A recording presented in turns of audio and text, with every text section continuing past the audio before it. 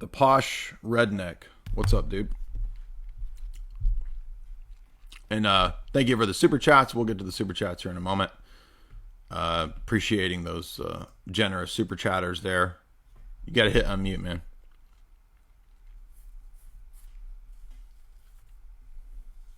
Hello? Hey, what's up? Can you hear me? Yes, sir. All right. Thank you for having me. Yes, sir. Long-time listener, first-time caller. Boomer joke. Are you the dude? Are you the dude that goes on with Jim Bob? Yeah. Okay. Yeah, I recognize your voice. How you doing, man? Thank you. I'm doing fine. How are you? I'm doing well. Yeah, glad you called in. It's good to talk to you.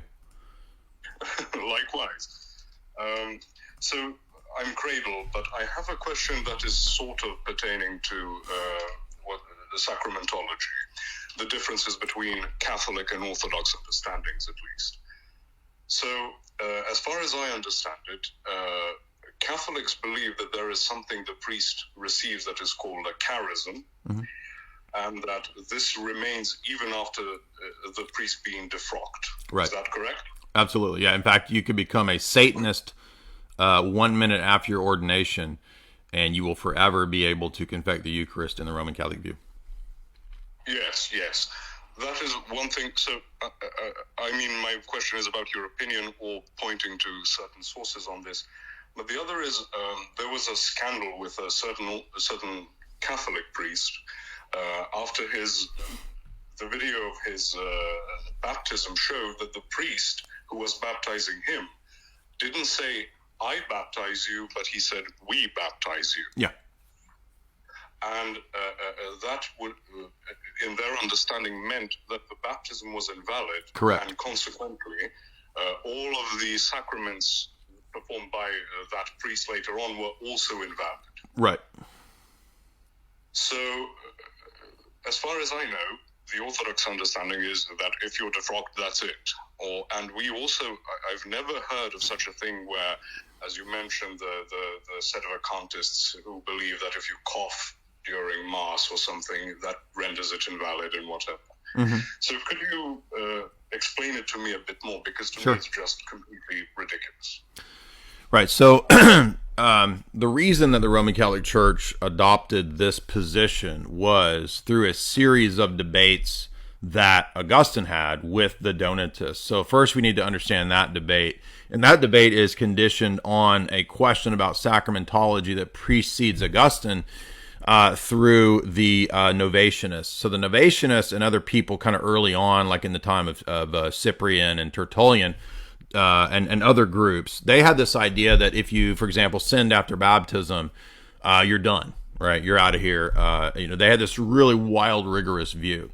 They also referred to people who were what they called traditors, who were the people who, for example, if the Roman authorities came and said, "Do you have the Bible?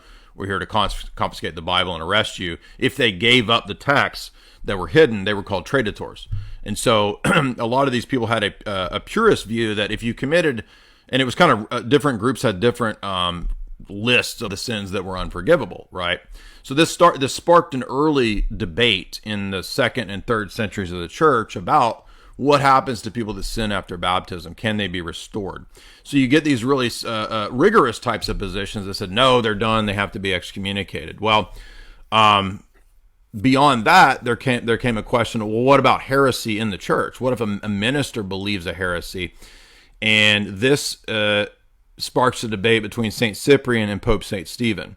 Pope St. Stephen said, well, by tradition, we believe that you can be forgiven and be returned to the participation of the sacraments, and also that there can be, in some instances, the performance of a sacrament in terms of validity outside the church. So St. Cyprian had a very rigorous view, and in the history of the church, even though he's still a saint, he didn't split the unity of the church. The church did not, in the succeeding ecumenical councils, come to completely agree with St. Cyprian. In fact, the church sided with, especially by the 5th council in the condemnation of the Donatists, they sided with Pope St. Stephen. So that's step one. I'm not saying you don't get this, but people get really lost in this. So let's understand that context first. Next, let's move to the dispute between Augustine and the Donatists, because this is where the dispute becomes confusing, because we, as Orthodox, accept some of Augustine, but not everything in Augustine. The Roman Catholic Church eventually ends up accepting basically all of Augustine's position and adding on other of their own logical conclusions out of Augustine's sacramentology. So let's see where we do agree with Augustine in this dispute. And if you read the anti-Donatist works, I've read all of those. So I'm just saying, I'm not tooting my horn, but I'm saying I do know this debate, because when I was a Calvinist, this debate became very crucial to me, because I was worried, hey, wait a minute, what if as a Calvinist I'm basically a form of a Donatist position? So I went and I read all of the anti-Donatist works, and I was like, okay, man, it's looking like Augustine definitely has a much better argument. And as Orthodox, we would agree that overall in this dispute, a la the Fifth Council, most of in the majority of the argumentation here, we side with Augustine on this issue. However, we don't accept everything that Augustine believes. And this dispute between the Donatists was basically this: if you believe or hold to a heresy, then you also lose the grace of performing the sacrament. And Augustine argues with the Donatists in vast swaths of argumentation that, well, let's work this out here. So if that's the case, then doesn't it also follow that, it's not like heresy is the only sin that excludes grace, right? What if you have dirty thoughts? Doesn't that also remove grace? Well, yeah, okay. And so basically what Augustine keeps doing is boxing the Donatists further and further into more and more radical positions to show the absurdity of the position. And so he keeps reasoning them through all these conclusions to say, well, if sin is what removes grace, not just heresy, then every sin can also be something internal in the minister, and now nobody would ever know if they were baptized. Because isn't it possible that, let's say you had the holiest priest of all time, let's say that at the point of your baptism, suddenly he's flooded with dirty thoughts because there's, a good looking little mamacita over there at the baptism. Oh, well, guess what? You didn't actually get baptized because all that grace was gone. That's the logical conclusion of the Donatist position that Augustine refutes. Now, Augustine proposed several other things in this dispute that would become normative in Roman Catholic theology, such as ex opere operato, right? He argues that the sacraments work by the working of the work itself, not by the righteousness of the minister. So because the minister operates in persona Christi, in the person of Christ, in the Roman Catholic view, it's never dependent upon the individual faith of the minister. The minister operates, it's Christ is there working through the minister, even if he's a sinful minister. And this was seen to be the sufficient answer to the Donatists on the part of St. Augustine. Now, as we come up into the councils, we have to understand, the later councils after Augustine, we have to understand that in the East, there wasn't any de facto acceptance of everything that Augustine argued. Most of the people in the East didn't even read Augustine's works until much later, right? So if we look at, for example, the festal letters of St. Athanasius, we don't see an ex opere operato identical move that we see in Augustine. And I'm just using St. Athanasius as an example to say, because a lot of Roman Catholics, if they hear what we would describe as our position, they go, oh, you're a Donatist. Oh, really? You think St. Athanasius was a Donatist? I mean, that's kind of silly, right? St. Athanasius says, for example, that there might be the performance of a ritual, and it might be considered valid in a sense, but that doesn't mean that there's grace outside the church necessarily, or that you can perform the sacraments without the faith. So the key point of departure here with Augustine and the Augustinian sacramentology is that Augustine maintains that the sacraments can be performed with both grace and validity in terms of the ritual outside of the confines of the visible, quote, Catholic Church. And the Orthodox view never admitted to that degree of the sacramentology of Augustine.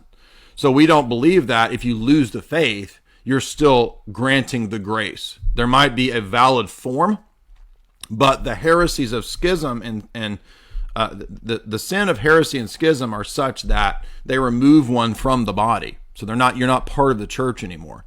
So even if the church, in terms of economia, recognizes that you perform the ritual right, and the church receives you on the basis of your, say, rejecting of the heresy, it doesn't mean that there was grace outside the church in terms of sacramental grace. There was an impediment to the grace, which was there to, even though the ritual was performed correctly, there was an impediment to the grace. But when you join the church, the impediment is removed, and now you're experiencing the grace that was there all along.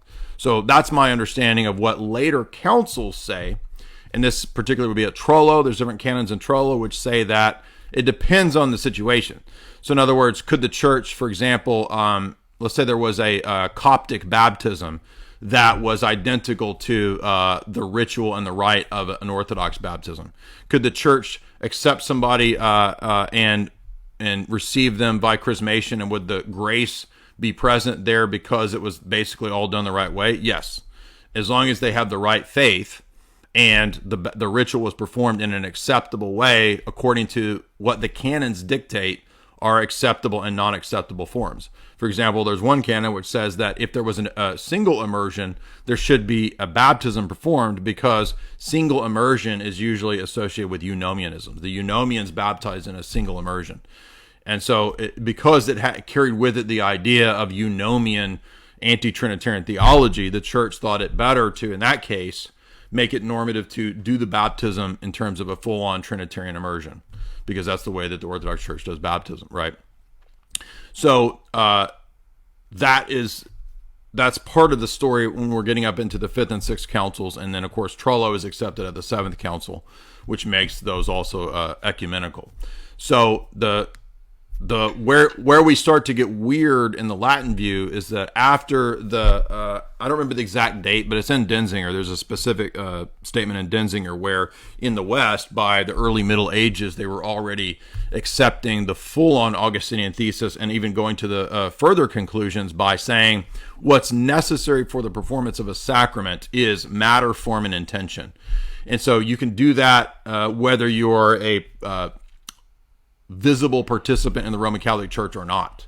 And they go so far as to say that an atheist and a Muslim can baptize somebody. That's in Denzinger. Okay, that's Roman Catholic dogma.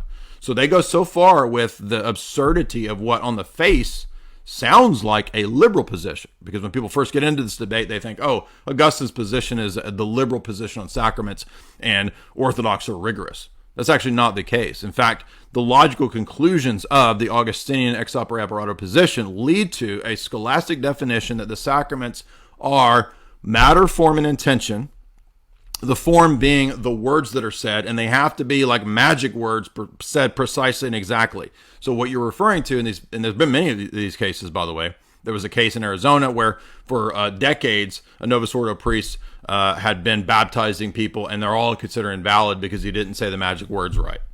I mean, in Orthodox view, it would be kind of absurd, right? I mean, there's some strictures as to, like, I can't say I baptize you in the name of the sea, the land, and the air, which some Novus Ordo churches have done, by the way. I mean, obviously that wouldn't be proper words, but to accidentally say, we instead of I mean, that's just kind of ridiculous, right? It's treating all of this like a magic formula.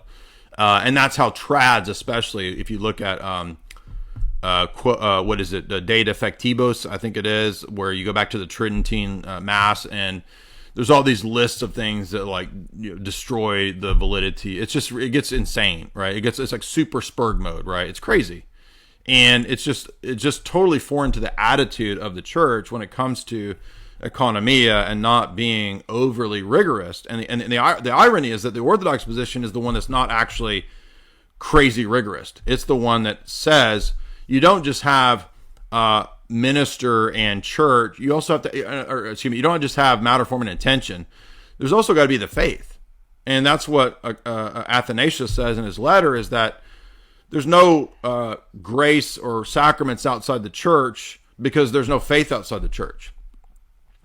And does this make sense as to why things are so different between us? So what we would say is that the Orthodox Church position is that the reason that economia comes into this is that different people's situations and different people's backgrounds are different. And so there's not going to be a one size fits all for everybody. You might could argue that there should be. I think Rocor has that attitude that it would just be easier overall, especially given the profusion of the numbers of cults and crazy sects nowadays.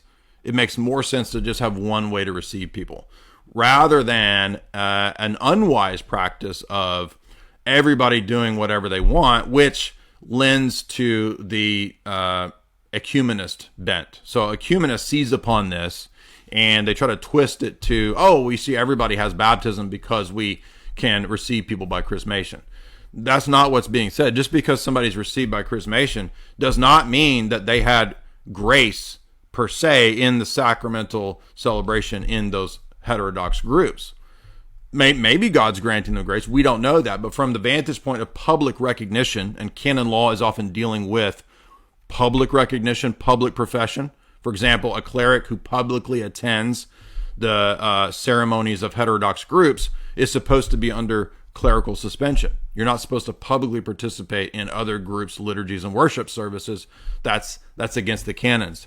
But it doesn't mean that we sit here and try to judge people's inner motives and inner intentions. We can't do that. That's impossible. You can't know that. So we go by the public stance, the public profession. And if the church receives people by chrismation, even if they did it wrongly, let's say there was a bishop who was an ecumenist. Let's say he was a secret ecumenist, and he received somebody who should have been baptized. Let's say they were baptized as a crazy sect, and it was totally mangled and foreign to the Orthodox idea of what baptism is. Well, I don't think that we're such sticklers that the grace of baptism is withheld from them because we know, for example, just on the basis of baptism of desire and baptism of blood, those people have baptism of desire, right? They're getting the grace, just like a catechumen who dies before being baptized is considered saved and considered part of the church. So it's no different than people who, bishops failed to receive them in a wise and proper way. It's not their fault that the bishop made that mistake or didn't do it right. It's just ridiculous to get into this extreme attitude of rigorism. But I do agree that the economia is abused by people who are ecumenists. So both of those things can be true. And again, I'm just stressing that the irony is that when you come to this dispute, level one is to think that the Augustinian position is the liberal position and the Orthodox position is rigorous. But in actual fact, the opposite is the case. The Orthodox position is actually the sensible and liberal, quote unquote, in a good sense. I don't mean liberal in a moral sense, but liberal in the sense of understanding and accepting God's grace as proven through baptism of desire, baptism of blood. And yet the Augustinian position, and by extension, the ex opere operato position that Rome eventually accepts, where you can be an atheist or a Muslim and baptize people, which is just preposterous, or you can be ordained a priest, the next day become a Satanist, but for the rest of your life, you can confect the Eucharist as a Satanist. That's literally the Roman Catholic position, okay? Do people not understand that this is silly? Okay? That's their position. This is dumb. And no, obviously that's not the position of any of the Eastern Fathers. And that does not make the Eastern Fathers Donatists. So I don't know why we can't move past. Now, I'm not saying you, Posh, but I'm saying that, people get caught up in this debate, and it is kind of nuanced. But really, if we understand the spirit of the church, the spirit of the law, not the letter of the law, the spirit of the law, I think we would have a lot more understanding on this issue. Right. Thank you, first of all. I'm working on a sort of critique of the idea of sacred languages. This is why I'm asking this, because I've heard someone like Dr. Taylor Marshall say that older prayers didn't say, God bless this bread, but said, bread be blessed, and somehow that makes it more blessed or something. And it is this strange notion to me, but do you think this is why the Protestants tend to equate the idea of how they see the Catholics, how they see prayer and sacraments, they equate it with magic and paganism because it's this sort of techne, this sort of spiritual technology. In part, yes. Opposed to prayer. Yeah. Yeah, I think the medieval scholastic Latin attitude of the attempt to have a scientific definition of all these things, and that's literally what it is. So you have to understand that in the medieval Latin attitude, they think that it's a scientific definition of the sacraments and how they're performed and what's necessary. I mean, this is just silly, right? I mean, it's just absurd. And although the Protestants go crazy with it, they're overreacting to that extreme. Absolutely. Right. All right, that's what I had to ask. Yeah, and I think let me make sure. I think it's either quo primus or de defect. I think it's de defectibus because that would be defects, right? De defectibus would be Pius V's papal bull. The trads love this. If you looked up de defectibus, it goes through all of the defects, and this is just a classic for trads in terms of their spurgitude. To go nuts with it, right? Because, I mean, this is the document by which we would literally be, if you cough during the consecration, that you're basically, that's a mortal sin and it's not the Eucharist. And this is why in a lot of trad circles, I'm not joking, by the way. I've met tons of SSP, well, not tons, but I've met many SSPX priests. A lot of them have extreme forms of obsessive compulsive disorder because they're under the impression that the slightest little thing, coughing would during the consecration would constitute a horrendous mortal sin. Okay, I understand. I've written things down to look up afterwards, like the defectibus, etc. Yeah, I put that in the chat too for people listening. So if you go to the YouTube chat, I linked de defectibus right there. And that is the bull of Pius the Fifth, yeah. All right. That's all I had. Okay, yeah, those are great questions, Posh, and keep up the good work, man. Thank you. You as well, and God bless. You too.